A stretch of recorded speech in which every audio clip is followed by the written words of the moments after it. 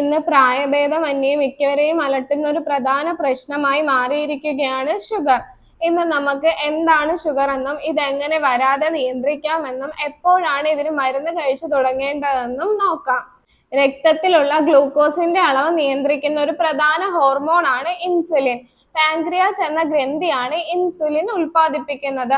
Pancreas ശരിയായ രീതിയിൽ ഇൻസുലിനെ ഉൽപ്പാദിപ്പിക്കാതിരിക്കുകയും അല്ലെങ്കിൽ ഉൽപ്പാദിപ്പിച്ച ഇൻസുലിൻ ശരിയായ രീതിയിൽ ഉപയോഗപ്പെടുത്താതിരിക്കുകയും ചെയ്യുന്ന സാഹചര്യത്തിൽ നമ്മുടെ ബ്ലഡിൽ ഗ്ലൂക്കോസ് ലെവൽ ഉയരുന്നു. ഇതാണ് പ്രമേഹം എന്ന അവസ്ഥയായി മാറുന്നത്. തെറ്റായ ഭക്ഷണ രീതി, അമിതവണ്ണം, വ്യായാമം എന്നിവയാണ് ഷുഗർ ലെവൽ കൂടാനുള്ള പ്രധാന കാരണങ്ങൾ.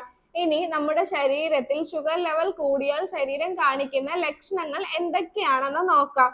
ആദ്യം തന്നെ അമിതമായ ദാഹം, അതുപോലെ തന്നെ ഇടയ്ക്കിടയ്ക്ക് മൂത്രമൊഴിക്കാൻ തോന്നുക, ശരീരമാകെ ശോഷിച്ചു വരികയും വയറ് തള്ളി വരികയും ചെയ്യുക, ശരീരഭാരം പെട്ടെന്ന് കുറയുക, അതുപോലെ തന്നെ അമിതമായ വിശപ്പും കാഴ്ച മങ്ങുന്ന അവസ്ഥയും, കയ്യിലും കാലിലും ഉണ്ടാകുന്ന തരിപ്പ് അല്ലെങ്കിൽ പെരുപ്പ്, അതുപോലെ തന്നെ മൂഡ് സ്വിങ്സ്, പെട്ടെന്ന് ദേഷ്യം വരിക അല്ലെങ്കിൽ പെട്ടെന്ന് വിഷമം വരിക, അതുപോലെ തന്നെ ശരീരത്തിൽ എന്തെങ്കിലും മുറിവുകൾ ഉണ്ടായാൽ അവ ഉണങ്ങാതിരിക്കുക.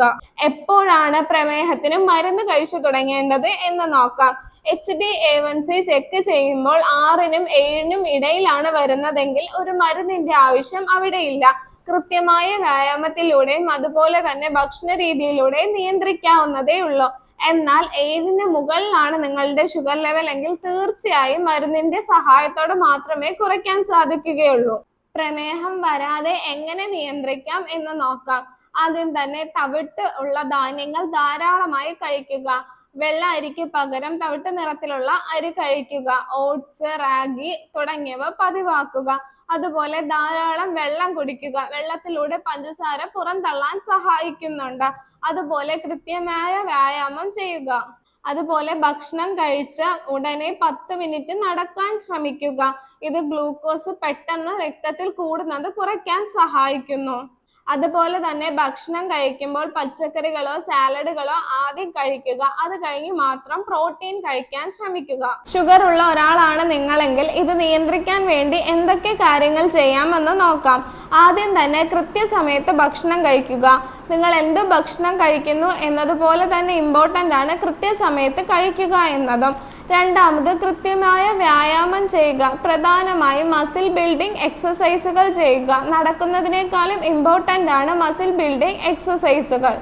അടുത്തത് കൃത്യസമയത്ത് ഉറങ്ങുക. 7 മുതൽ 8 മണിക്കൂർ വരെ കൃത്യമായി ഉറങ്ങാൻ ശ്രമിക്കുക. സ്ട്രെസ് നിയന്ത്രിക്കുക. പ്രമേഹമുള്ള ഒരാളാണ് നിങ്ങളെങ്കിൽ നിങ്ങളുടെ ഡയറ്റിൽ എന്തൊക്കെ ഉൾപ്പെടുത്തണം എന്ന് നോക്കാം.